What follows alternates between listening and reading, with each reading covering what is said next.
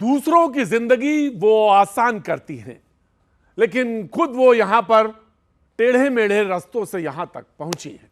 दूसरों को जीवन में आप कथाओं से रस घोलती हैं, लेकिन जीवन में आपने बड़े कड़वे घूंट पिए हैं। आप दूसरों के जीवन के संशय दूर करती हैं, लेकिन आपके खुद के संबोधन में अरसे तक संशय रहा। मैं बात कर रहा हूं महामंडलेश्वर स्वामी हिमांगी सखी की, जिन्हें जगत गुरु की पदवी भी हासिल है। आप भागवत कथा कहती हैं, राम कथा कहती हैं, देवी भागवत की कथा कहती हैं, लेकिन कहते हैं कभी कभी आप पूरा परिचय दें, लेकिन फिर भी परिचय थोड़ा रह जाता है, कुछ छूट जाता है। मैंने कुछ कम कहा गया या कुछ छूट गया? नहीं जी, सब आ गया, सब सत्य, सब आ गया, सब आ गया। सब आ गया। वैसे जिंदगी को कुछ शब्दों में समेटना आसान तो नहीं होता, सच है ना जी? सच है, एक बिल्कुल सच है। रास्ता यहां तक पहुंचने का आसान तो नहीं रहा, टेढ़े मेढ़े रहे। सही कहा आपने। सही कहा। बचपन कैसा रहा? बचपन अगर मैं कहूँ तो मेरे माता पिता के समय में मेरा बचपन बहुत अच्छा रहा, मगर जब माता पिता का वियोग हुआ उसके बाद असली संघर्ष जो स्टार्ट हुआ वो उसी समय से स्टार्ट हो गया था जब मेरे माता पिता का देहांत हो गया। मैं वहां तक आऊं उससे पहले पूरी क्षमा सहित मैं आपसे एक प्रश्न पूछना चाहता हूं। आपके पुरुष में स्त्री की देह है या स्त्री की देह में पुरुष है? मैं ये जानना चाहता हूं। हमारा ये जो देह है, हाँ, ये अर्धनारेश्वर का देह है ना। इसमें पुरुष भी बसते हैं तो इसमें नारी भी बसती है, दोनों बसते हैं इसमें। लेकिन आपको ये कब पता चला कि हेमंत नहीं है ये? क्या बताएं, ये समाज ने मुझे बताया है कि आप हेमंत नहीं हो, आप कुछ और हो। आपका हाव भाव, आपका उठना बैठना, बात करने का तरीका से समाज ने मुझे बताया है कि आप पुरुष नहीं हो, आप अर्धनारी हो। ये समाज ने मुझे बताया। और उस वक्त तो समाज एक्सेप्ट भी नहीं करता था। उस समय की बात है जब हम छोटे थे, तब तो समाज ने अनेक अलग अलग नाम दे दिए गए, अलग अलग नाम दिए गए। मैं क्या वर्णन करूं उन नामों का, वो आप भी जानते हैं और वो समाज भी जानता है किस नाम से पुकारा जाता था उस वक्त। मिसाल के तौर पे? मिसाल के तौर पे मैं क्या कहूं, अभी मुझे इस मंच पे बैठी हूं, वो शब्दों का उच्चारण करना मैं शायद अच्छा कभी कभी लगता है ना समाज को आईना दिखाना चाहिए। अब आप तो उस जगह पे जगत गुरु की पदवी पे, आईना दिखाना चाहिए। दिखाना जरूरी है, समाज को ये बताना जरूरी है कि सत्य क्या है और असत्य क्या है। तो हेमंत कब कहीं पीछे छूट गया? हेमंत को कब पता चला? आपको किस एज में पता चला कि ये हेमंत नहीं है, ये देह जो है हेमंत की नहीं है? मैं जब 12 साल की थी, और मैं आपको बताऊं 12 साल के होने से पहले जब मैं 10 साल की थी, तो मैं आज खुल के बताती हूं आपके चैनल पे, मेरे साथ यौन शोषण हुआ सबसे पहला, जिसे कहते हैं क्या कहते हैं ना, बाल बच्चा, जो छोटा बच्चा होता है उसके साथ रेप हुआ होता है। इस तरह का तो मेरे साथ बचपन में शोषण हुआ, बाल शोषण जिसे कहते हैं। और किसने किया? बस करने वाले हमारे पड़ोस के ही, जिनको हम बहुत अपना मानते थे, उन्होंने ही किया। वो अबोध बालक, वो अबोध बच्चा जिसको कुछ नहीं पता जीवन का, जिसे कहते हैं ना कोरा कागज वो बालक, और उस बालक को ये नहीं पता कि मैं नर हूं या नारी हूं या मैं अर्धनारी हूं। ये पता नहीं उस बालक को, उस बालक के साथ जबरन शोषण हुआ। क्यों शोषण हुआ? क्योंकि उसकी मां पागल होकर सड़कों पे घूमती थी, उनको पूछने वाला कोई नहीं, उनको रोटी खिलाने वाला कोई नहीं। मांग मांग के सड़कों पे रोटी हमने खाई है उस समय। वो मैं जानती हूं, मेरा दिल जानता है, तो शायद मेरे अड़ोस पड़ोस के लोग जानते होंगे। तो कैसे वो कैसे शोषण कर रहे थे आपका? मतलब आपके पास शारीरिक शोषण। अब इससे ऊपर और मैं क्या कहूंगी आपको। जिस बच्चे को ABCD नहीं पता होता है उस चीज़ का, उस बच्चे के साथ अगर शारीरिक शोषण होता है तो वो बच्चा कहाँ जाए, किसको बोले अपने हृदय की बात कि मेरे साथ क्या हुआ है। उस वक्त घर पे कोई था नहीं, कोई, पिता एक्सपायर्ड हो चुके थे, माँ पागल होके सड़कों पे घूमती थी। वो हमारे वहां के लोग देखते थे उस चीज को। आप बड़े थे बड़े थे। और छोटी कितने बहन बड़े थी थे? आपकी? छोटी बहन, उस वक्त मेरी छोटी बहन 11 साल की थी, अरे हाय। अब मैं 12 साल की थी उस वक्त। 15 साल की उम्र में मेरी माता ने रातों रात देह त्याग दिया, पता ही नहीं चला कब देह त्याग के चल गई हमारी माँ। तो ये पड़ोसी आसपास के ही थे? पड़ोसी आसपास की थी। वो जिक्र कहीं देख रहा था आपका कि बेच दिया आंटी ने आपको। वो मेरे पड़ोस की, सगी आंटी नहीं, पड़ोस में जैसे हम कहते हैं ना, रिश्ता बन जाता है। रिश्ता बन जाता है तो हम आंटी कहते हैं, अंकल कहते हैं, आंटी हाय जी, हाय। अंकल जी, तो इस तरह की बात। तो उन्होंने भी नजर डाला था कि कुछ तो गलत हो रहा है बच्चे के साथ, वो भी चुपचाप बैठ चले गए वहां से। किसको बताऊं अपने दिल की बात?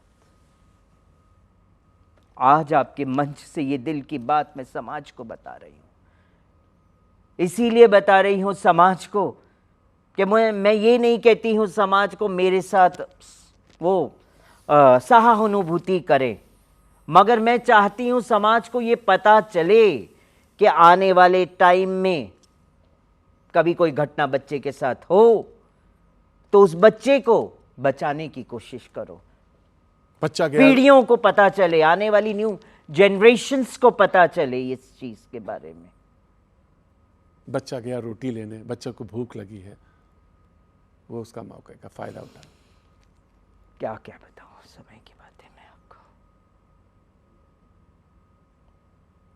इन कांधों से कम उम्र में अपनी मां को मैंने कांधा दिया है, जबकि उस वक्त मेरे नानी नाना जिंदा थे, वो भी आने को तैयार नहीं थे। कहते हमारे लिए तो हमारी बेटी उसी वक्त मर चुकी जिस दिन उन्होंने लव मैरिज किया। क्या लव मैरिज पाप है? प्रेम विवाह तो आदि अनादि से चला आ रहा है। मैं गलत बोल रही हूं तो मुझे बताइए। राम ही केवल प्रेम प्यारा। क्या अर्जुन ने प्रेम विवाह नहीं किया था? नागों की कन्या उलूपी के साथ किया था ना। अही रावण का जन्म भी तो तभी हुआ था ना। जी बिल्कुल, है ना। बिल्कुल। तो प्रेम विवाह तो पहले से चला आ रहा है। आप लोग कौन सी दुनिया में जी रहे हैं? Father- कट्टरपंथी की दुनिया में जी रहे। Father was Gujarati. Yeah, my father was Gujarati and from Baroda. I born in Baroda myself And you and speak- brought up in Mumbai. And you speak very well English. Huh? I actually studied for a short time in Holy Family Convent School in Mumbai, Andheri. Very short time. तो family settle हो गई थी मुंबई में? हाँ हाँ, मेरे पापा actually film distributor थे और विश्वकर्मा ओवरसीज फिल्म कंपनी के वो प्रोप्राइटर थे। डिस्ट्रीब्यूटर्स बिल्डिंग है मुंबई में, वहाँ उनका ऑफिस था। मैंने देखा उनके राज कपूर के साथ फोटो है। जी जी, सही कहा हाँ, सही आपने।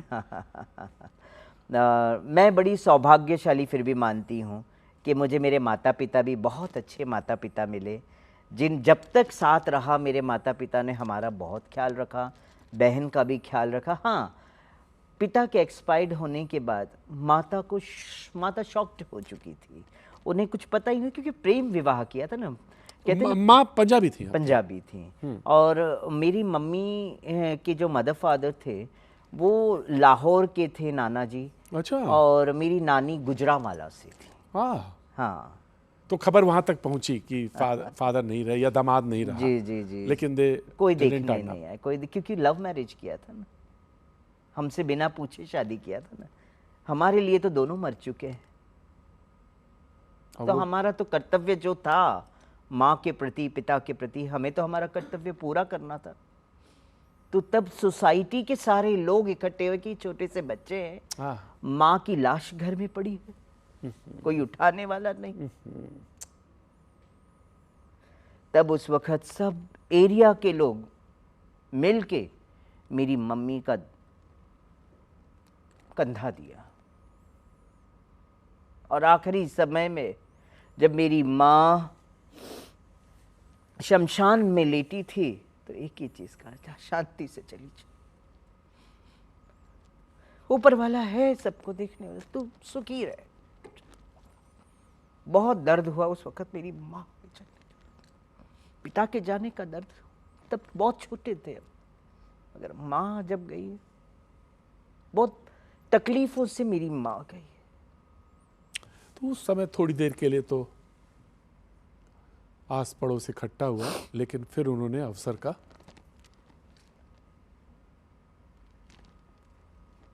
का लाभ या दुरुपयोग या घृणित कार्य। उसके बाद अगर मैं बताऊं तो मेरी छोटी बहन अकेली पड़ गई। अब उसे सहारा तो कोई तो चाहिए ना। There are so many dogs outside. Of course, vultures, wolves. हाँ, I want my sister should have a big nice family. छोटी उम्र में मैंने घर के फ्लैट के पेपर्स गिरवी रखवाए और मेरी बहन की शादी का अरेंजमेंट करवाया। 2-3 साल के बाद 18 कंप्लीट हो जाए तब तक बहुत संभाल के रखा हमने। और फिर बाद में जैसे मेरी माँ की इच्छा थी कि उसकी शादी भी पंजाबी फैमिली में हो, वही पंजाबी फैमिली में मैंने मेरी सिस्टर की शादी कराई और उसे ससुराल भेजा। और मैंने एक ही चीज़ कहा कि आज से ये तेरा परिवार, ये तेरे माता पिता, अब मुझे मेरी ज़िंदगी जीनी है। I want to be true to my soul. कब तक अपने ओरिएंटेशन को छुपा के रखूँगी? मुझे भी खुल के जीना है, समाज के सामने आना है। खाली बहन की शादी के लिए मैंने अपने आप को छुपा के रखा। वो कभी दिमाग में नहीं आया जब शोषण कर रहे थे, या कोई ऐसा पल नहीं दिमाग में आया कि क्या इनको सज़ा या इनको कुछ इनके कार्य की इनकी? उस वक्त हमें इस सब चीज़ों का नॉलेज ही नहीं था। पेट की भूख मिटाने के लिए इंसान सब भूल जाता है, लग जाता है कि सुबह रोटी मिले, शाम का कैसे कहाँ से रीच। और वो शोषण कर रहे थे, शारीरिक शोषण। बेटे ने तो किया शारीरिक शोषण, माता पिता ने तन मन और धन का शोषण कर दिया। जब देखा माता पिता है नहीं, जो बच्चे को चाहे पैसा इनसे ले लो, और भरी बरसात में अपने घर से मुझे बाहर निकाल दिया था। मैं कहाँ जाती भरी बरसात में? उस वक्त मैंने राह पकड़ा मंदिर का, इस्कॉन, मुंबई में इस्कॉन मीरा रोड। हरे रामा हरे कृष्णा मंदिर में मैं बचपन से जाती रहती थी। श्रीमद् भागवत का, सुबह में श्रीमद् भागवत के श्लोक का अध्ययन करवाते थे, शाम को भगवत गीता का। तो मैं सुबह जाके शाम को वापस आ जाती। एक दिन ऐसा मन हुआ मेरा, ऐसा सब कुछ छोड़ दो, अब कुछ नहीं रहा इस दुनिया में। बचपन में माँ का वियोग देखा, पिता का वियोग देखा, सब कुछ तो देख चुके, अब क्या बचा है? मैं राधा गिरधारी जी के मंदिर में जाके, मीरा रोड इस्कॉन में, और राधा गिरधारी जी से एक ही चीज़ कहती थी कि हे प्रभु, आज मेरे हृदय में आपके प्रति सुकृति जागी है, प्रेम जगाया है। ये बीज मन में आपने अपने नाम का बो दिया है ना, प्रेम का बीज बोया है आपने। तो मुझे लगता है आज मैंने कोई पाप नहीं कियो है। तो आज अभी इसी क्षण मुझे अपनी शरण में ले ले, ऐ मेरे गिरधर गोपाल, अपनी शरण में ले ले। जैसे मैं इस दुनिया में जीना नहीं चाहती हूँ। शायद मीरा ने ऐसे ही कहा होगा, इन्हीं क्षणों में ऐसे ही कोई विह्वल होके।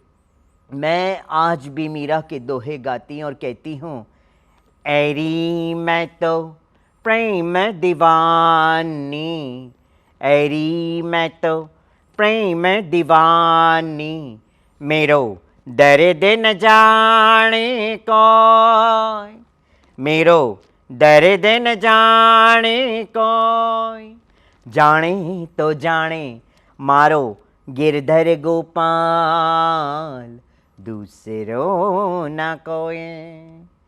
जाको सर मोर मुकुट, जाको सर मोरे मुकुट मेरो पात सोए, अरे मैं तो प्रेम दीवान। कितने दिनों तक इस्कॉन जाते रहे मुंबई में? कई सालों तक कई सालों। जाती रही। फिर ब्रज की तरफ? ब्रज के लिए मैंने इस्कॉन मीरा रोड में बात किया कि मुझे शाम जहाँ रहते हैं वहाँ जाना है। तो इस्कॉन वालों ने कहा ऐसे वृंदावन नहीं जाते हैं, वृंदावन के बारे में सब नॉलेज होना चाहिए, वृंदावन में कोई अपराध नहीं होना चाहिए, जाओ तो वो सारी शिक्षाएं आप लो और उसके बाद वृंदावन जाओ। उन्होंने मुझे वहाँ से फिर मुझे दिल्ली भेजा। दिल्ली इस्कॉन में मैं रही, ज़्यादा समय नहीं रही, और उसके बाद मैं चुपचाप वृंदावन की ओर निकल पड़ी। महज उस वक्त मेरे पास 1500 रुपये ही होंगे बस। और मेरी उत्कंठा थी ब्रज की ओर जाने की। मेरी उत्कंठा थी कि ब्रज में श्याम सुंदर है, मैं मेरे श्याम सुंदर से मिलने जाऊं, ये उत्कंठा थी। इसे मेरी धृष्टता मत कहिएगा। जिसकी उत्कंठा प्रभु की तरफ हो और जो देख रहा हो, जो दृष्टि उसकी उधर हो, तो उसे ये सवाल कैसे पूछा जाए, लेकिन मैं हिम्मत जुटा के पूछता हूँ। तो क्या किसी ने आपको जज नहीं किया कि ये पुरुष हैं या स्त्री हैं या क्या हैं? तो कैसे बचाया कैसे आपने अपने को? मैंने अपने ओरिएंटेशन को छुपा के रखा था। अच्छा। तभी भी क्योंकि उस वक्त मुझे छुपाना और जरूरी क्यों हो गया? हाँ। कि मेरे पास छत नहीं था सर पे। ओहो। घर तो बेच दिया था। हाँ हाँ। पहले मैंने गिरवी रखा, उसके बाद मुझे बेचना पड़ा जी, क्योंकि कर्जा देना था, बहन की शादी का कर्जा उठाया था। थोड़ी जो पैसे बचे थे उसको मैंने अपने पास संजो के रख लिए थे कि भाई कभी भी जीवन में काम आता है जी। और फिर उसके बाद मैं निकल पड़ी थी, और निकली तो मैंने लुंगी अच्छा हाँ। और कुर्ता और दुपट्टा लेके गुरुकुल में रहने लगी थी वृंदावन के। अच्छा।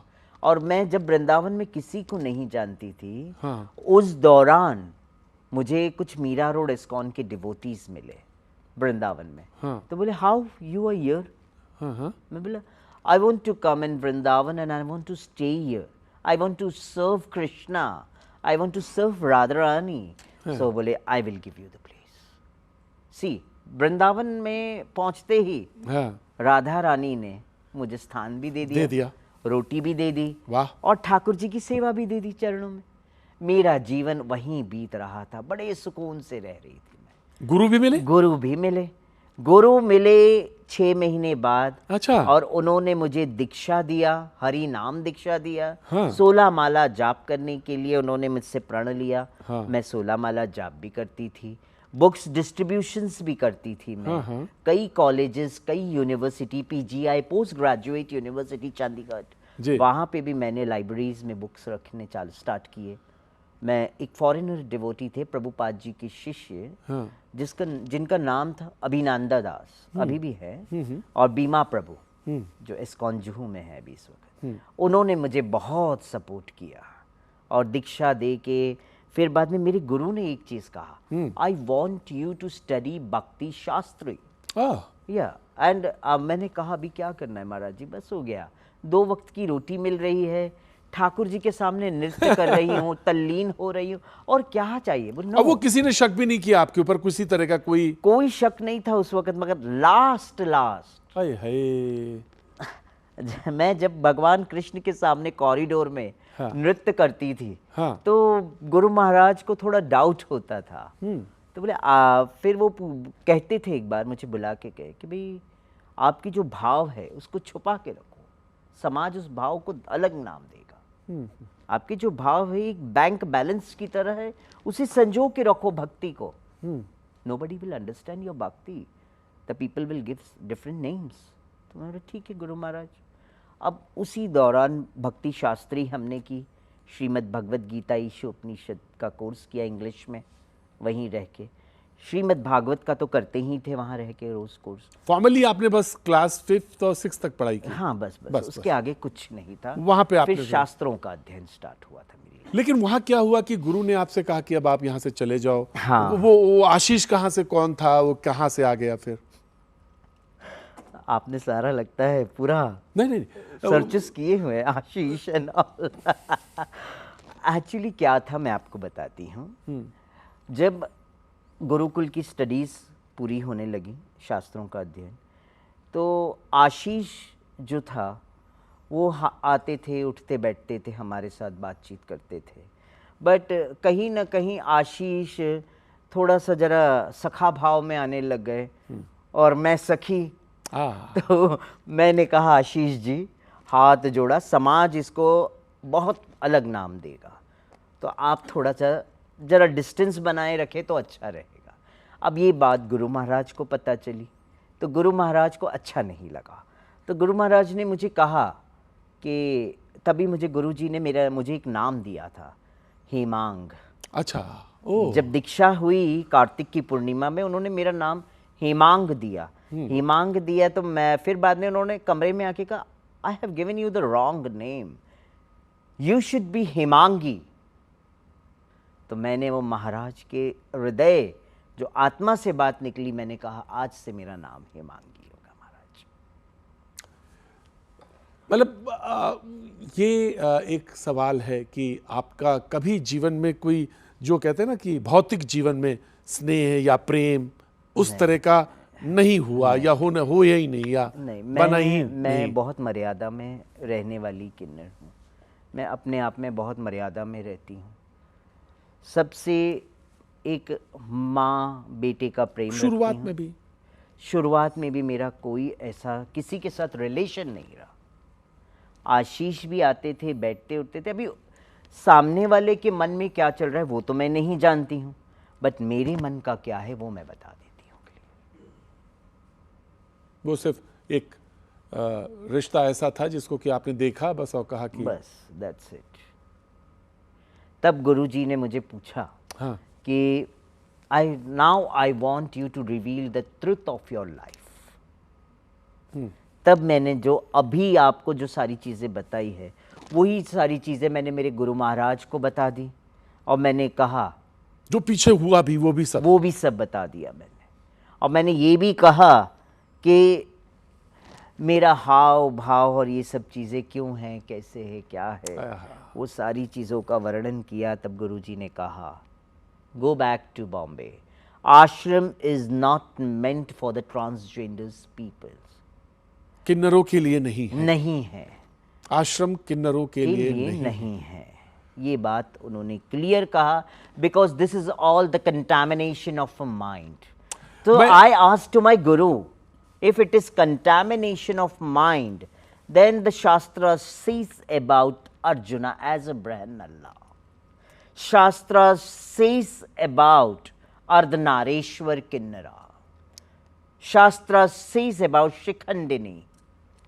So, but don't argue. Don't argue, just what I am telling you do. You are now bona fide, and go and cultivate this knowledge to your kind of a people in Mumbai. यानी आपसे आपके गुरु ने कहा कि ना, अब आप वापस मुंबई चले जाएं, क्योंकि आपकी जो वास्तविकता है, जो रियलिटी है, वो सामने आ चुकी है।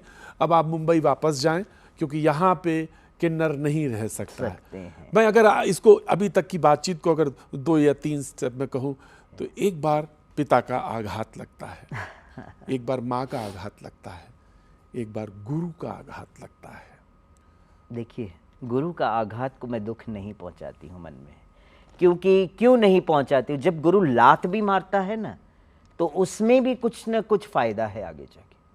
अगर गुरु ने मुझे लात नहीं मारी होती तो आज मैं यहां नहीं बैठी होती, आज मैं कथाएं नहीं गाती होती, सत्संग नहीं करती होती, अगर गुरु ने मुझे निकाला ना होता वहां से। तो उस समय लगा था, उस दिन लगा था आपने? उस दिन लगा नहीं, सोचा था आपने कि ये किन्नर होना या ये जो वास्तविकता है, शायद कहीं ना कहीं मुझे इस तरह की चीज़ें, या इससे पहले भी पूर्व भी ऐसा लगा था?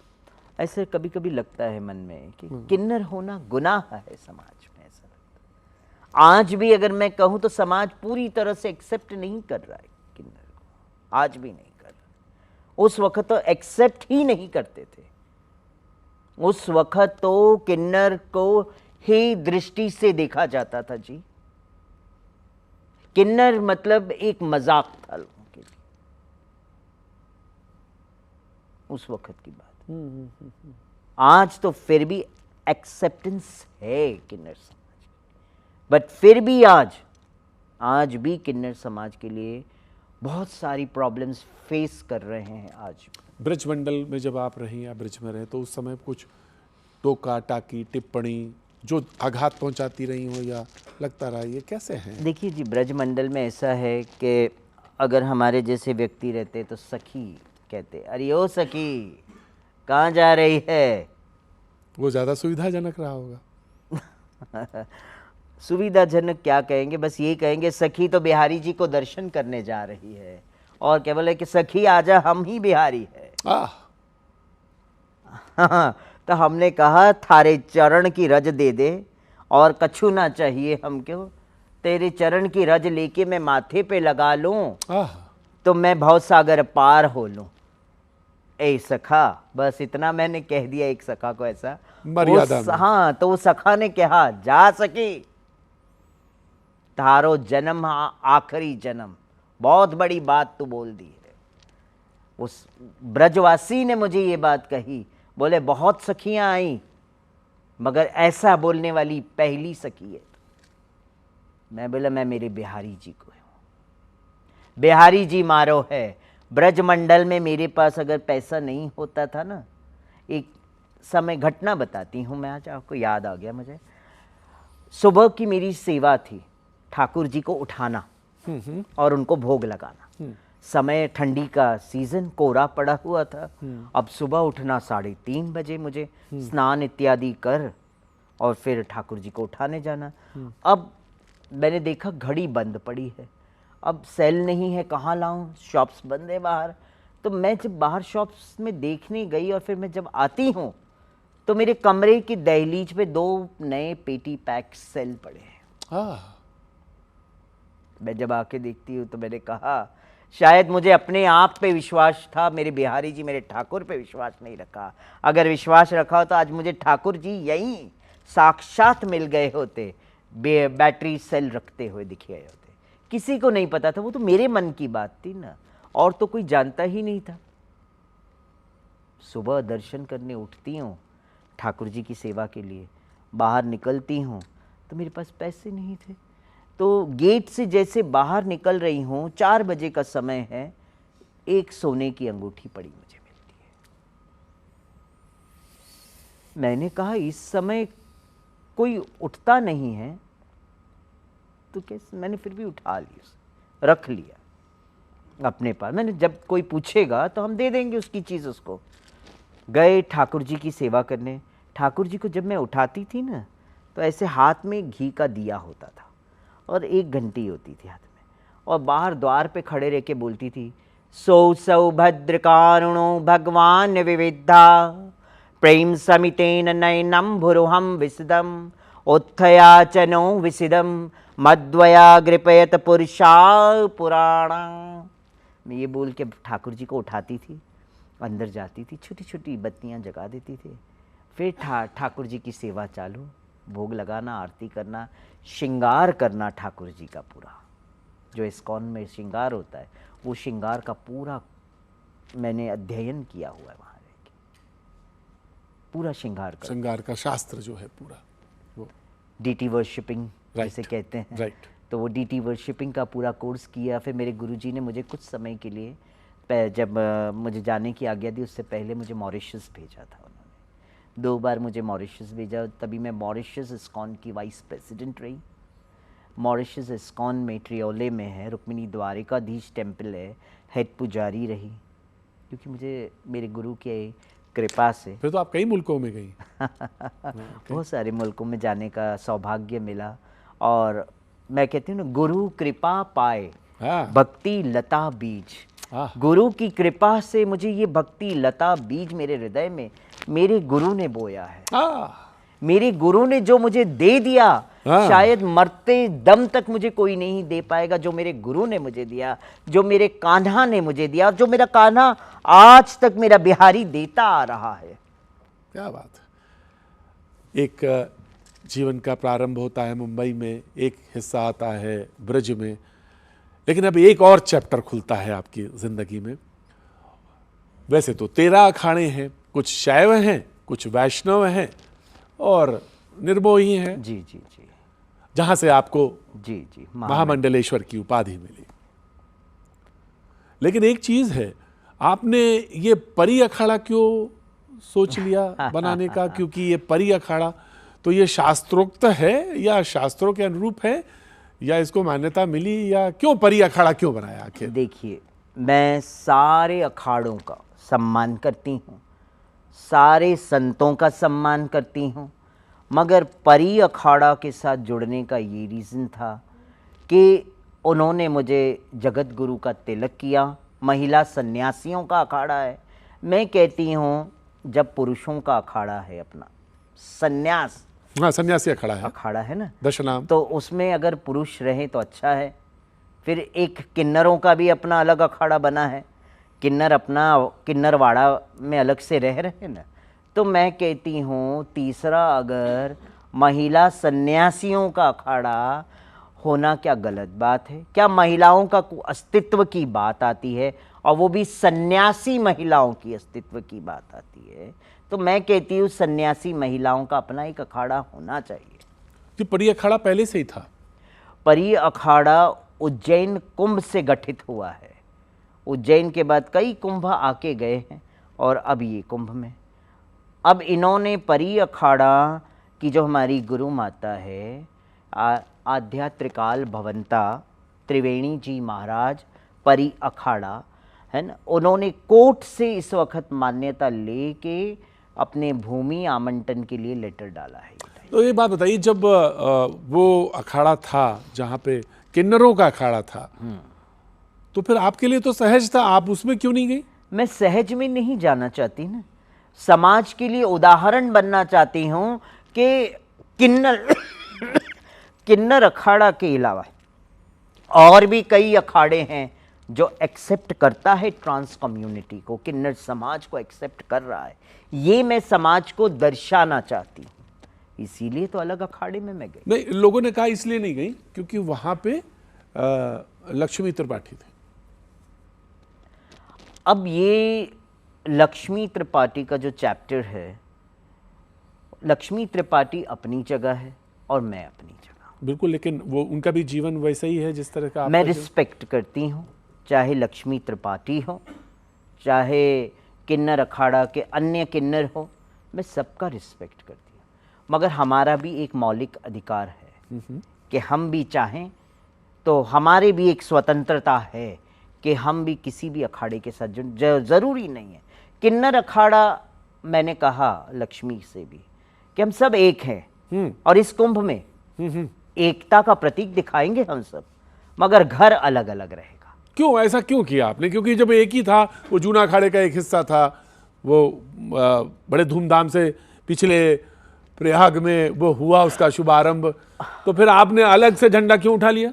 भाई देखिए, एक बात बताऊं, अलग से झंडा उठाया तभी तो अलग से लोगों के बीच में एक मैसेज गया कि अन्य दूसरे अखाड़े भी एक्सेप्ट कर रहे हैं किन्नर समाज। यानी वो नहीं कर पा रहे थे जो आपने किया?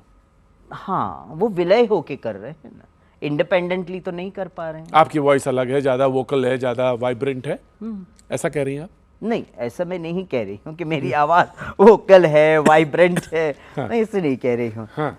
बट कैसे है, कुछ अलग जीवन में होना चाहिए, लोगों में मैसेज जाना चाहिए कि निर्मोही अखाड़ा ने भी गले लगाया। लगाया कि एक बात है।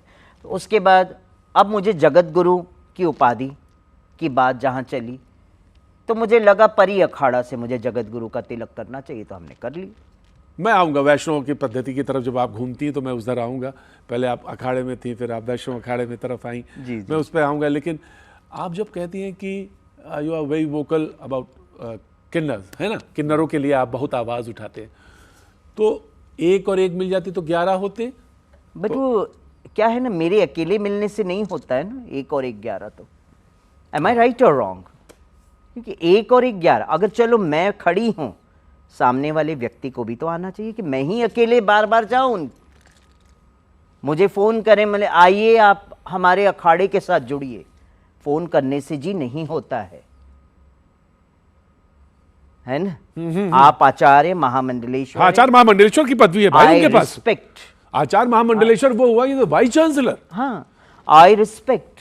मैं कमेंट नहीं करूंगी। हाँ हाँ ठीक है, पर ना? अपनी बात तो कहेंगे। मेरे किन्नर समाज से आती हैं। हाँ। उन्होंने किन्नर समाज के लिए कार्य किए होंगे, है ना। तो I respect the values, I respect the feelings, that's different thing. पढ़ी लिखी है।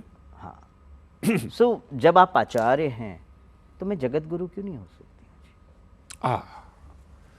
तो वो आचार्य महामंडलेश्वर, और आपने कहा कि नहीं, हम तिलक जो है ऐसे नहीं ऐसे लगाएंगे, सीधा लगाएंगे, क्योंकि हम वैष्णव।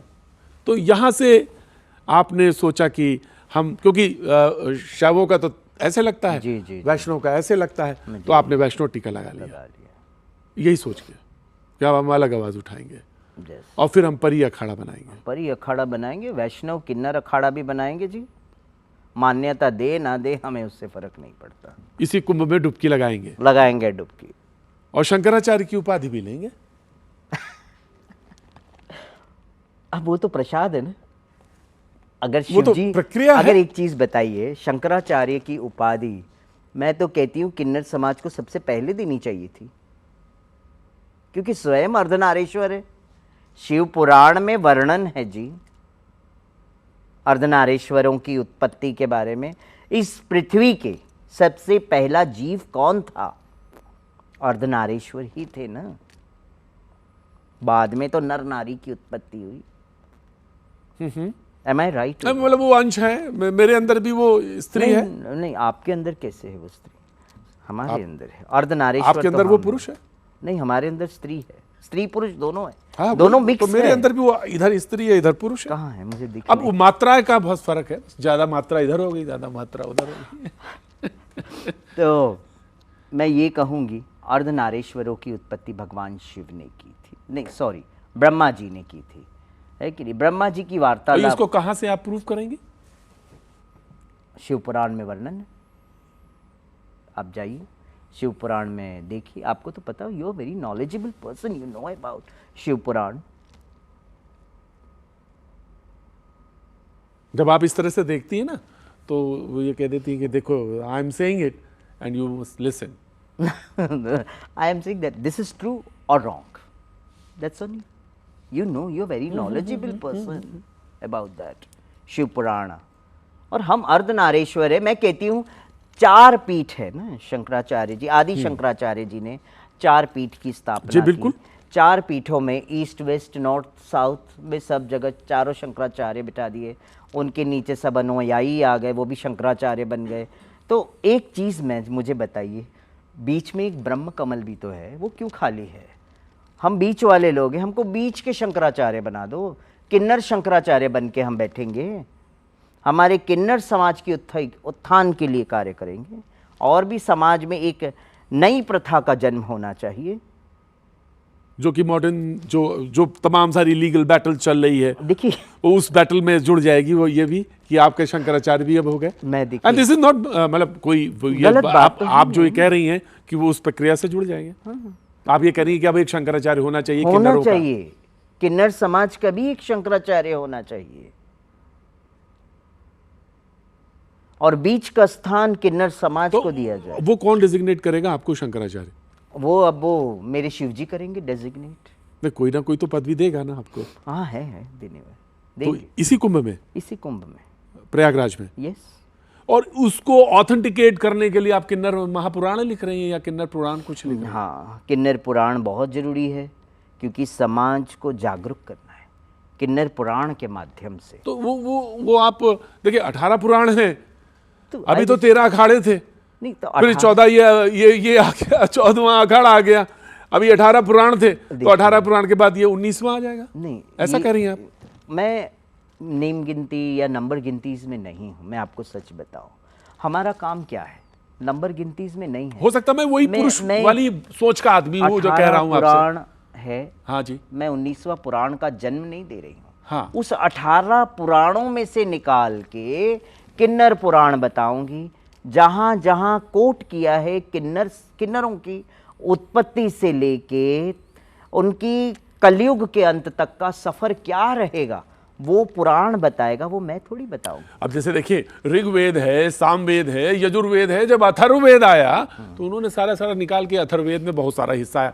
तो मैं एक तरह से पूछूं आपसे, तो अब किन्नर 18 वेद पुराण आएगा। के बाद ये 19वां पुराण। हाँ, तो किन्नर वेद, ये भी एक वेद बन जाएगा, किन्नर वेद, जिसमें सिर्फ किन्नरों के बारे में वर्णन होगा। पुराण, हाँ, पुराण, सॉरी नॉट वेद, पुराण।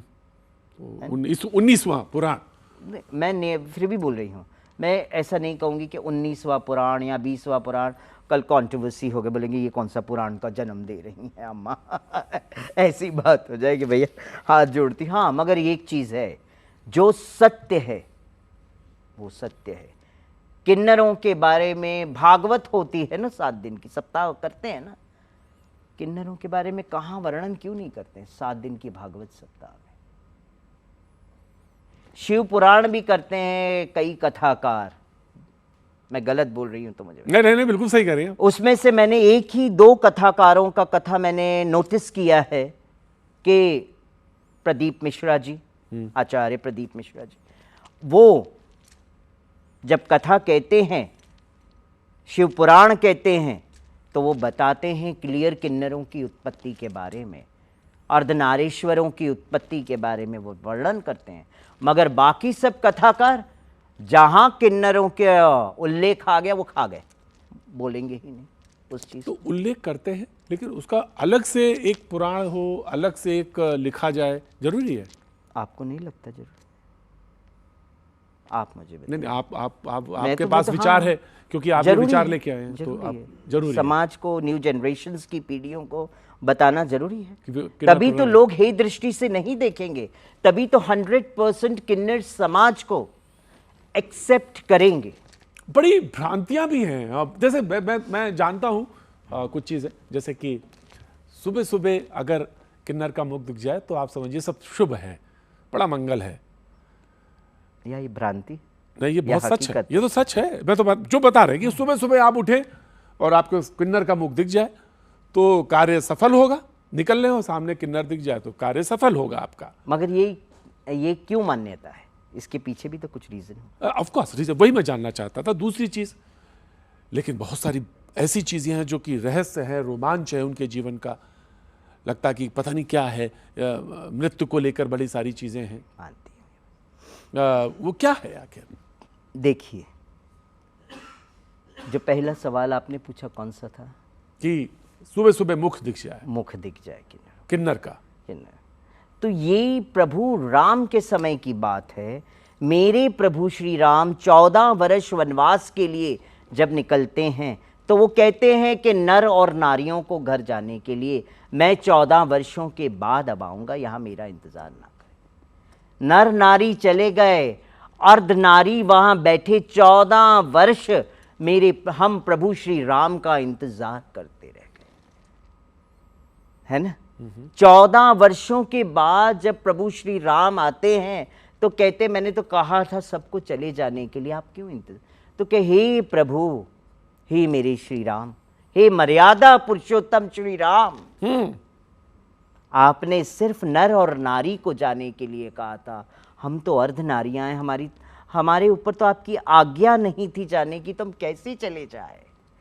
तब प्रभु श्री राम ने आशीर्वाद रूप में किन्नरों को दिया कि आने वाला समय कलयुग में जब आप किसी के ऊपर हाथ उठाएंगे, आशीर्वाद देंगे, तो वो फलित होगा। आपका जो मुख देख के निकलेगा तो उसका कार्य शुभ शुभ होगा। आप किसी के कार्यक्रम में भी जाएंगे तो मंगल गान करेंगे आप। लेकिन आज के समय में पता कैसे करेंगे कौन किन्नर क्या? जैसे रोड साइड जो है, हाँ, बहुत डरते हैं लोग, बहुत डरते हैं। नहीं, मैं खुद डरती हूँ, मैं खुद डरती हूँ। आप भी डरती हैं? मैं डरती हूँ। कभी मैं रोड साइड में देखती हूँ, हाँ, तो कुछ किन्नर हैं या क्या है समझ नहीं आता है। तो कभी कभी मुझे देख के वो लोग भाग भी जाते हैं। जैसी मेरी कार सिग्नल पे खड़ी रहती है, जहाँ मांग रहे हैं वो मुझे देख के वैसे दूर दूर भाग जाते हैं। एक बार तो मैंने कंप्लेन भी की थी पुलिस स्टेशन में। बट अवेयरनेस की ज़रूरत है या कुछ? देखिए क्या होता है, आज का समय ऐसे हो गया है कि कई ऐसे लोग भी हैं, पुरुष वर्ग के लोग भी, मतलब इजी मनी के लिए साड़ी पहनते निकल पड़ते हैं रोड पे, और उससे हमें शर्मिंदगी महसूस होती है कि ये क्या चल रहा है। रियल किन्नर सिग्नलों पे खड़े रह के कभी भीख नहीं मांगेंगे, वो सिर्फ उनका अधिकार ये है, बधाई गाएंगे और जो आपने दे दिया वो झोली में भर कर चले जाएंगे, कभी आपको गलत शब्द नहीं कहेंगे। वो है रियल किन्नर। और जो गाली गलोच और जो गलत बात करते हैं, जो जबरन पैसा वसूली करते हैं, आपके चैनल के माध्यम से मैं कहती हूँ, समाज को कहती हूँ, जागरूक हो आप भी। आज की डेट में किन्नरों के नाम से आइडेंटिटी प्रूफ बना है, सबके लिए है, आधार कार्ड, पैन कार्ड, सब कुछ है। कौन ओरिजिनल है कौन नहीं है, आइडेंटिटी प्रूफ से पता चलता है। आप तो के ऊपर तो फिल्म बनी है एक ना, ताली, या नहीं, मेरे ऊपर नहीं बनी है ताली। आपकी लाइफ में नहीं बनी? नहीं, वो मेरी लाइफ पे नहीं है ताली। तो आपने फिल्म में तो एक्ट किया ना? मैंने कई फिल्मों में एक्ट किया। मेरे अच्छा। फादर फिल्म डिस्ट्रीब्यूटर थे। हाँ। तो साथ ही साथ ऐसा था कि मैं ब्रज में भी रहती थी, पैसों की भी ज़रूरत पड़ती थी, तो कभी कभी क्या करती थी, कुछ 10-15 दिन 20 दिन का प्रोजेक्ट आता था तो मैं मुंबई में आ जाती। तो सबसे पहले मैंने जो मूवी की थी शबनम मौसी, शबनम मौसी, हाँ, आशुतोष राणा के आशुतोष, साथ। जी। बहुत पुरानी बात है ये। तो उस वक़्त कुछ पैसे मिले, वो लेके मैंने फिल्म करके मूवी, और मैं चली गई वृंदावन। हाँ। अब मेरा 6 महीने की कमाई आ गई। हाँ। आराम से बैठ के वृंदावन में रहूँगी, हाँ। अध्ययन भी करूँगी और साथ ही साथ अपना अच्छे से अलग कमरा लेके रहूँगी। फिर उसके बाद ऐसा था। अच्छा। उसके बाद मैंने डाउनटाउन मूवी भी की, और थर्ड मैन तेलुगु मूवी, वो भी की? वो भी मैंने किया। हॉलीवुड मूवी भी मैंने किया है। अच्छा। हाँ, और डाउनटाउन नाम है हॉलीवुड मूवी का, which was very long time back that I have done. फिर एटीट्यूड मैगजीन्स की मैं मॉडल भी रही हूँ। ग्लैमर की दुनिया से निकल के एकदम से गेरुआ, क्योंकि Transition। वो बचपन से ही हृदय में था मेरे। ये तो मतलब मेरी एक मजबूरी थी कि मुझे थोड़ा धन अर्जित करना है और फिर ब्रज में आके रहना है, बस। और वहाँ शास्त्रों का जो देखा उसमें भी कुछ ऐसा नजर आया कि शोषण है या कुछ है उस दुनिया में, या लगा जो फिल्म की दुनिया थी या वो जो काम करने वाले लोग?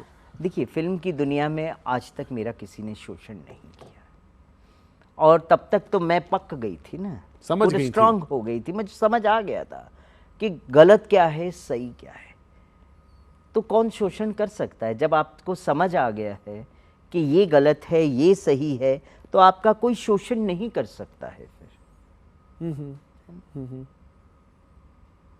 फिर धीरे धीरे फिर मेरे मन ने विचार किया कि अब फिल्म इंडस्ट्री को भी स्टॉप कर दो। तो अब आपने फिर टोटली। अब आपने पिछले कितने सालों से कोई बहुत साल हो गए, अब तो नहीं, अब फिल्म नहीं? अब नहीं, मैंने अब मना कर दिया। पूरी मुझे आए थे ऑफर्स, हाँ। फिल्म्स के कई ऑफर्स आए थे, बट मैंने मना कर दिया एज अ मेन लीड।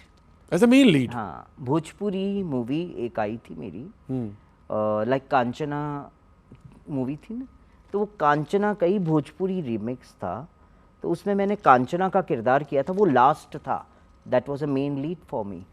तो मैंने करके फिर साइड हो गई थी। कितना समय लगता है आपको ये सब पहनने में? कितना?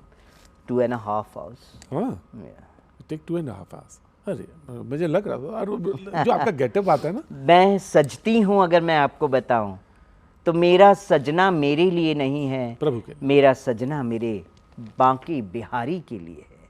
मैं सजती भी बांके बिहारी के लिए हूँ, और मैं ये कहूँगी आपके चैनल के माध्यम से कि अगर मेरी आखिरी समय भी आए तो ऐ बिहारी जी तेरे दर पे आऊं और माथा टेकूं तो माथा उठाने का हुक्म ना हो, और ब्रज वासियों के कांधों से मेरा डोला निकले। मैं यही चाहती हूं। आपके बारे में कहा जाता है 5 भविष्यवाणियां बड़ी चर्चा में है। मेरे जो रिसर्च आई उसमें लिखा कि आपकी 5 भविष्यवाणियों की बड़ी चर्चा रहती है। क्या है वो भविष्यवाणियां? कौन सी भविष्य? पता नहीं, आपने की होंगी? मैंने तो कोई भविष्यवाणी नहीं। की? किसने की? मुझे रिसर्च में लिखा क्या लिखा है कि बताइए। आपकी 5 भविष्यवाणियों की कभी बड़ी। कभी मैं भूल जाती हूँ बहुत, जरा बताएंगे तो या अच्छा। मुझे तो इसमें इसका डिटेल नहीं लिखा, मैंने तो सोचा आपकी कुछ तो भविष्यवाणी। लिखा होगा ना। मैं अगले सवाल पे आ जाता हूँ। अच्छा ठीक है। अब वो ये है कि बेटी बचाओ बेटी पढ़ाओ के बराबर में आपने एक नारा दिया, किन्नर किन्नर बचाओ किन्नर पढ़ाओ का भी नारा होना चाहिए। मैंने कहीं गलत कहा है? है ना। किन्नर समाज के उत्थान के लिए मैं कहती हूँ, मेरे आदरणीय प्रधानमंत्री जी कहते हैं कि बेटी बचाओ बेटी पढ़ाओ, तो मेरा एक ही कहना था कि प्रधानमंत्री जी अब समय आ गया है कि किन्नर बचाओ किन्नर पढ़ाओ का नारा होना चाहिए। किन्नरों को भी शिक्षित होना बहुत ज़रूरी है। आप कह रही है कि माननीय प्रधानमंत्री, आप तो उन्हीं के खिलाफ चुनाव लड़ गई, चली गई बनारस में, वाराणसी में, आपने उन्हीं के खिलाफ पर्चा दाखिल कर दिया। देखिए, मैं आदरणीय प्रधानमंत्री नरेंद्र मोदी जी के कभी विरोध में नहीं रही। वो धर्म के रास्ते पे चल रहे हैं, कर्म के रास्ते पे चल रहे हैं। बट क्या होता है, जब आदरणीय प्रधानमंत्री जी ने कहा कि मैं गंगा पुत्र हूँ, तो मैंने कहा मैं श्रीखंडी हूँ। गलत कहा, बट क्यों कहा उसके पीछे एक रीज़न है। That was the reason, my transgender community, किन्नर समाज। तो सिर्फ आप उनके प्रचार के लिए गई थी कि किन्नर समाज के बारे में अवेयरनेस हो? जरूरी किन्नर समाज के अवेयरनेस की बात नहीं थी, किन्नर समाज के राइट्स की बात है, इसलिए किन्नर समाज के हक की बात है। किन्नर समाज को लोकसभा में स्थान मिले, किन्नर समाज को विधानसभा में स्थान मिले, किन्नर समाज को राज्यसभा सांसद का एक सीट मिले। मैं कहती हूँ मुझे नहीं चाहिए, मुझे मत दो, मैं नहीं भूखी हूं राजनीति में, मगर दो किसी न किसी एक ऐसे किन्नर को, योग्य किन्नर हो, उनको वो स्थान मिले, वो बैठे और वो स्थान पे बैठ के अपने किन्नर समाज की आवाज बने। तो फिर नाम वापस क्यों ले लिया आपने? क्योंकि आदरणीय प्रधानमंत्री नरेंद्र मोदी जी ने इंडिया टीवी पे कह दिया, जिसको किसी ने नहीं पूछा उस ट्रांस वर्ग को हम पूछेंगे, उन्हें ई श्रम में जोड़ेंगे और उनके लिए आगे के लिए कार्य करेंगे। अब जब इंडिया टीवी पे उन्होंने स्वयं कहा है और पहली बार हमारे प्रधानमंत्री जी के मुख से लाइव इंडिया टीवी के ऊपर आया है कि ट्रांसजेंडर वर्ड, तो हमारे लिए बहुत बड़ी बात है। और उस समय उन्हीं के कुछ कार्यकर्ता बनारस के हमारे पास आए थे, रात में 1:30-2 बजे तक आए थे, बैठे, आप ले लीजिए वापस नाम अपना, प्रधानमंत्री जी तो सपोर्ट करेंगे और आपके मन में जो भी अभिलाषा है बता दीजिएगा। मैं बोला अभिलाषा हमारी क्या होगी, अभिलाषा तो हमारी ये है कि हमारा किन्नर समाज को उनका हक मिले। एक ओबीसी ये सब चीज़ें जब आपने बना दी, महिला आयोग बना, विकलांग आयोग बना, तो मैं कहती हूँ किन्नर आयोग बनने में क्या प्रॉब्लम है मुझे। तो वो बनारस ही ऐसी जगह थी जहां से मैं ये आवाज़ पहुंचा सकती थी हमारे किन्नर। लास्ट में हमने एक भी अच्छा भी तो काम किया ना, अगर विरोध में खड़े रहे तो आदरणीय प्रधानमंत्री नरेंद्र मोदी जी की आरती भी उतार दी और ये भी कह दिया कि भाई ये कलयुग की श्रीखंडी आपको आशीर्वाद देती है, आपका विजय होगा। बड़ी मुश्किल से विजय हुआ ना विजय मगर प्रधानमंत्री जी का, तो हमारी वजह से हुआ है। दोनों तरफ से बातें कहती हैं, अब इधर भी कह देती हैं, नहीं, एक बात बताइए, आज प्रधानमंत्री जी के लिए, बीजेपी सरकार के लिए मैंने लोकसभा सीट, बनारस लोकसभा सीट का महात्याग किया कि नहीं किया, मुझे बताइए। महात्याग? ये महात्याग नहीं है तो मुझे बताइए, ये तो त्याग ही है ना। वरना मैं खड़ी हो जाती, निर्दलीय चुनाव लड़ सकती। नहीं, त्याग काफी है, त्याग शब्द तो काफी है। अब उस चीज, उस त्याग को अगर सरकार, बीजेपी सरकार समझे, मुझे मत कुछ दीजिए, मैं कोई चीज की भूखी नहीं हूं, मैं तो कृष्ण की दीवानी हूं, लेकिन लोग अक्सर कह देते हैं पे चलती हूं। लेकिन लोग कह देते हैं ना अक्सर कि मुझे कुछ नहीं चाहिए, मुझे कुछ नहीं चाहिए। हाँ, मगर चाहिए सब कुछ है ना, यही कहना। मैं हकीकत कहती हूँ, ये किन्नर की जबान है। हाँ, ये भी एक बात कही ये जाती है, नर नारी की जबान नहीं, ये किन्नर की जबान। ये भी कहा जाता है कि जो कहता है कि वो सच बोलता है, सत्य है। मुझे कुछ नहीं चाहिए, आप अगर खुशी से देंगे मैं लूंगी जरूर, मना नहीं करूंगी। Rajya Sabha, that is Prasad of Lord, भगवान कृष्णा। शिव वो प्रसाद दे रहे हैं। हाँ, मेरे कृष्ण चाहते हैं कि मैं सेवा करूं, तो वो जब देंगे तो मैं लूंगी, वरना मुझे कोई आशा नहीं है। मैं कहती हूं किसी भी किन्नर को बिठा के जाओ। योगी आदित्यनाथ जी से मिले? ऐसे फेस टू फेस हुए थे, बाकी ऐसे मिली नहीं। कैसे लगते हैं? अच्छे हैं, कैसा बोलते हैं? मुख्यमंत्री है। कैसा बोलते हैं? भाई है तो कट्टर बोलते हैं, बहुत अच्छा बोलते हैं, हाँ, स्पष्ट बोलते हैं। मुख्यमंत्री है तो ऐसे ही होने चाहिए मुख्यमंत्री, हर स्टेट में मुख्यमंत्री ऐसा होना चाहिए। और ये मुख्यमंत्री तो सारे मुख्यमंत्रियों का उदाहरण का स्तोत्र है कि सारे मुख्यमंत्रियों को शिक्षा दे दी इन्होंने कि किस तरह का मुख्यमंत्री कैसे रहना चाहिए। Yogi Adityanath, I think so सारे मुख्यमंत्रियों को भगवा पहन लेना चाहिए, हर स्टेट के मुख्यमंत्रियों को। ऐसा ही होना चाहिए। सारे स्टेट के मुख्यमंत्रियों को भगवा पहन लेना चाहिए, साधु बन जाना चाहिए और फिर काम करना चाहिए। चित्त से साधु है होना चाहिए, मतलब मन से साधु होना चाहिए। अब वो हम कैसे बता सकते हैं ना, कोई मन से साधु है नहीं है, मगर मैं कहती हूँ मन तो मन, तन भी साधु का हो जाना चाहिए। क्योंकि मुख्यमंत्री मतलब अपने लिए नहीं जीता है, मुख्यमंत्री मतलब समाज के लिए जीता है, मुख्यमंत्री मतलब अपने स्टेट के लिए जीता है, इसीलिए उसे साधु हो जाना चाहिए। पूरे इंडिया के मुख्यमंत्रियों को भगवा पहन लेना चाहिए, योगी आदित्यनाथ जी की तरह। Yes, he is idol. Yogi Adityanath ji बहुत बड़े आइडल है पूरे भारतवर्ष के लिए। हमारे आदरणीय प्रधानमंत्री नरेंद्र मोदी जी आइडल है पूरे वर्ल्ड के लिए, है कि नहीं है? जब वो जाते हैं देश विदेश की यात्रा करते हैं तो प्रधानमंत्री जी की आरती उतारी जाती, चरण छुए जाते, कितनी बड़ी बात है। राहुल जी से नहीं मिलेगा? कौन है राहुल जी? राहुल गांधी। अच्छा, Gandhi. Okay okay okay, I respect everybody, it's okay. आशीर्वाद सबके लिए, हम तो धर्म गुरु हैं, हम तो किसी में पार्शलिटी नहीं कर सकते ना। राहुल जी पे भी आशीर्वाद है। और कुंभ में आएंगे तो आशीर्वाद। कुंभ तो सबका है, हाँ, है ना? हाँ। कुंभ तो एकता का प्रतीक है, सनातन का प्रतीक है। सनातन कभी पार्शलिटी नहीं करता है, एकता में विश्वास रखता है, इसीलिए ये कुंभ। एज ए लीडर कैसे लगते हैं आपको? कौन? क्योंकि आप तो पर्चा दाखिल किया है, राजनीति आप समझती हैं। हाँ, पर्चा दाखिल करके पर्चा वापस भी लिया, तो राजनीति बहुत अच्छा समझती हैं जी। तो राहुल गांधी को। He is well educated person, ऐसा नहीं है। एक बहुत अच्छी फैमिली से आते हैं वो, रॉयल फैमिली से आता है। Respect, that is very biggest thing, that वो रॉयल फैमिली से आते हैं। तो मैं रिस्पेक्ट करती हूँ उनका, उनकी मदर का, सबका रिस्पेक्ट करती हूँ, ऐसा नहीं। सबका means as a leader, I respect. अच्छा, इट्स रिस्पेक्ट और आशीर्वाद है। हम धर्म गुरु है। मैं न राहुल जी के बारे में गलत बोलूँगी, क्यों? क्योंकि आशीर्वाद है, आशीर्वाद नहीं बोलना चाहती हूँ, ठीक है ना? और चाहे वो पूर्व मुख्यमंत्री यूपी के हो, उनके बारे में भी मैं नहीं बोलूँगी।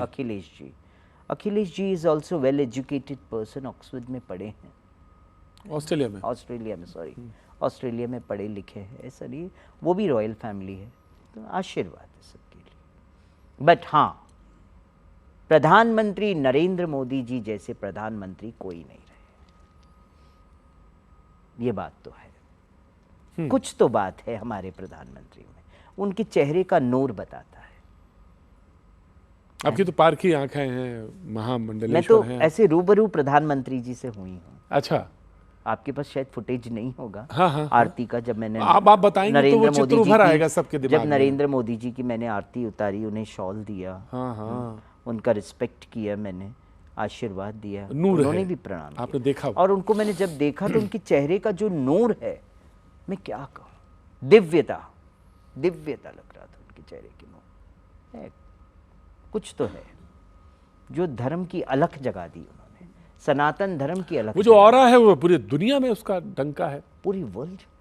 बहुत बड़ी बात है, बहुत बड़ी बात। ऐसा डंका हमने कभी किसी प्रधानमंत्री का नहीं देखा ऑल ओवर वर्ल्ड।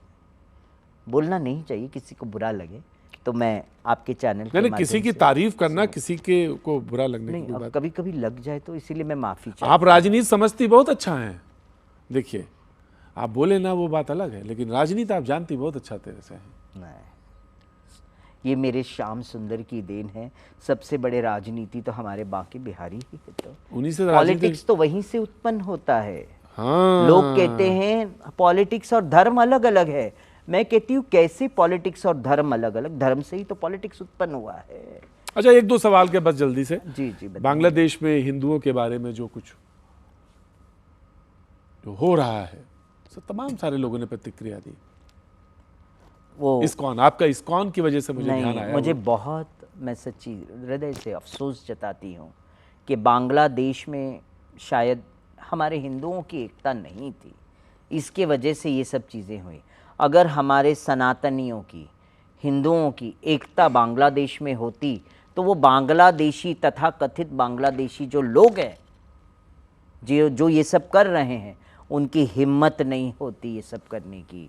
इसीलिए तो हमारे योगी आदित्यनाथ जी ने कहा, बटोगे तो कटोगे, आप सहमत बटो हैं? मत। सहमत हैं आप? सहमत हूं। उनका कहने का मतलब, तात्पर्य लोगों ने अलग अलग ले लिया, किसी ने नेगेटिव में भी लिया, मगर मैं पॉजिटिवली कहती हूं कि हमारे योगी आदित्यनाथ जी, मुख्यमंत्री जी ने ये क्यों कहा कि बटोगे तो कटोगे। उनका कहने का मतलब पूरा भारतवर्ष एक बन के रहो, पूरा हिंदुस्तान एक रहे, अलग ना हो, बटो मत। हम सब सनातनी हैं, हम कहते हैं हम हिंदू हैं, हम भारतीय हैं, हम हिंदुस्तानी हैं, तो फिर मुझे लगता है भारत हिंदू राष्ट्र है और घोषित हो जाए, उसमें कोई आपत्ति मेरे भारतवर्षियों को तो नहीं है। आपका विचार है। मैं एक बात और पूछ लेता हूं कि अर्धनारीश्वरम बना रही हैं, गुरुकुलम बना रही हैं और वेलनेस सेंटर बना रही हैं, आप जी जी बना रही हैं? बना, तैयारियां चल रही हैं, मीटिंग्स भी हो रही हैं। हाँ। अर्धनारीश्वर धाम के अंतर्गत हाँ। वेलनेस सेंटर, आयुर्वेदा सेंटर जिसे कहते हैं, ये कहाँ बनेगा? ये अलग अलग जगह पे बनेगा, तैयारियां चल रही। जब आएगा तो आपके सामने ऑटोमेटिकली सब चीज़ें आ जाएंगी। और गुरुकुलम होना बहुत ज़रूरी है, जी। खासकर हमारे अर्धनारीश्वरों के लिए। गुरुकुलम के साथ साथ उनकी रहने की और उनके खाने की व्यवस्था हो, ऐसा गुरुकुलम हम बनाने जा रहे हैं। तो हम ये इस बार कुंभ में देखें कि 13 अखाड़े आगे गए, फिर पीछे से एक परी अखाड़ा भी जा रहा है, ऐसा होगा? होगा ज़रूर होगा। मैं कहती हूँ, देखिए, संत समाज से हम आगे नहीं हैं। मैं तो यही कहती हूँ कि हम संतों के चरणन की धूल है, हमें बस आपके धूल में रहने दीजिए, मगर हमें हमारा कार्य करने दीजिए बस। तो अखाड़ा परिषद से आप बात करा आपने कि नहीं? क्योंकि वो तो बिल्कुल ऑर्डर में होता है, 13 अखाड़े हैं और उसके बाद 14 जब आएगा। आई रिस्पेक्ट 13 अखाड़ा। अच्छा, एक चीज़ मुझे बताइए, मैंने पहले भी कहा, अभी भी मैं कह रही हूँ, सबसे पहला जब अखाड़े का गठन हुआ था तो 3 से 4 ही थे ना, उससे ऊपर तो नहीं थे। जब उससे बढ़ के 6, 7, 8 हो सकते हैं, 8 से 13 अखाड़ों का गठन हो सकता है, तो आपके चैनल के माध्यम से मैं कहती हूँ 13 से 14 और 15 अखाड़ा क्यों नहीं हो सकता, मुझे बताइए आप। मैं क्षमा चाहती हूँ मेरे संतों के चरणों में, वापस बारंबार माफ़ी मांगती हूँ। अगर मुझे मेरी बात से कोई बुरा लगा हो तो मैं आपके चरणों में क्षमा याचना कर, बट सत्य तो यही है जो मैंने अभी कहा। और इस कुंभ में आप जाएंगी, लीड करेंगी, मतलब मेरी औकात में मतलब 14वां अखाड़ा जाएगा, 15वां अखाड़ा, जो 14 ही अखाड़ा होगा, 14वां ही अखाड़ा होगा, परी अखाड़ा, तो वो जाएगा ना उन 13 के पीछे, ऐसा जाएगा? क्यों नहीं जाएगा? 14वें नेम नंबर गिनती की बात ही मैं नहीं कर रही। नहीं, वो तो 13 हैं, देखिए वो तो 13 हैं और उसके बाद 14वां ही आप ही का पड़ा, तो आपका ही आया तो मैं तो कहती हूँ उनको एक्सेप्ट करना चाहिए, परी अखाड़ा को एक्सेप्ट करें। नाम परी क्यों रखा आपने? अब वो तो त्रिकाल भवंता से पूछिएगा, गुरु माता त्रिकाल भवंता को बुला लीजिए कि परी नाम क्यों रखा, वो तो मैं नहीं जानती, मैं तो अभी जुड़ी हूँ। अगर आपको रखना होता तो क्या रखती हैं आप? मैं मुझे रखना होता तो मैं रखती नारी शक्ति, आदि शक्ति, भवानी, भगवती, कल्याणी। देखिए, ये पृथ्वी का भी पे जीव का जन्म बिना मातृ शक्ति के है ही नहीं, संभव ही नहीं हो सकता है मातृ शक्ति के बिना। मातृ शक्ति है तो ब्रह्मा विष्णु महेश भी है, शक्ति नहीं उत्पन्न। अच्छा, मैं अगर आपके एक वाक्य में कोशिश करूं तो मैं ये कह सकता हूं कि एक पूरी कंप्लीट लाइफ, एक कंप्लीट सर्कल, फिल्म से लेके जीवन के तमाम काले पृष्ठ, काला भी क्या कहूँ, ऐसा ऐसा जीवन जिसपे तमाम कठोर मोड़ रहे, वहां से गुजरते हुए आप आज एक ऐसे जगह पे हैं। अंधकार की दुनिया से बाहर निकली और प्रकाशमय हो गई हूँ मैं बस। क्या बात है। और पूरे विश्व को प्रकाशमय बनाने आ गई हूँ और सनातन धर्म के नाम का, हरि के नाम का अलख जगाने आ गई हूँ। आओ सारे विश्व के लोग, चलो साथ में मिलके चलते हैं और सनातन के नाम का अलख जगाते हैं, हिंदू के नाम का, हिंदुत्व के नाम का अलख जगाते हैं। हम कभी पार्शलिटी नहीं करेंगे कि ये मुस्लिम है, ये सिख है, ये ईसाई है। हम तो स्वयं कहते हैं हिंदू, मुस्लिम, सिख, ईसाई सभी है भाई भाई। भारत माता सबकी माता है। जय। तो आइए हम सब मिलके एकजुट होके चलते हैं और पूरे विश्व को बताते हैं कि भारत एक है, एकता का प्रतीक है। तेरा तुझको अर्पण, क्या लागे लागे मेरा। जय हो। जय। Thank you so much. Thank you. जय श्री राधे।